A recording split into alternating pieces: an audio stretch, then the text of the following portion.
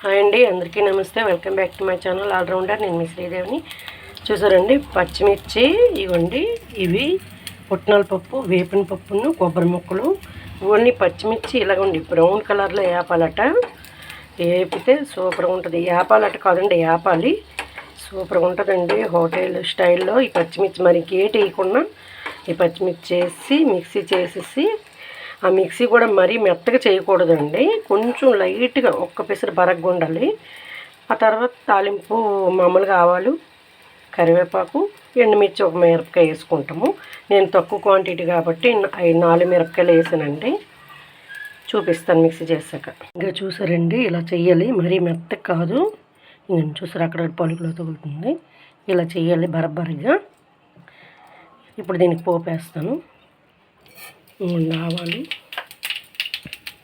కరివేపాకు, ఎండుమిరపకాయలండి. వేగిపోయింది, అందులో వేసేయడమని. ఇవ్వండి, రెడీ అయిపోయింది. కొంచెం వాటర్ యాడ్ చేసుకోవచ్చు. ఈ వీడియో నచ్చితే like and share and subscribe చేయండి ఫ్రెండ్స్. నమస్తే.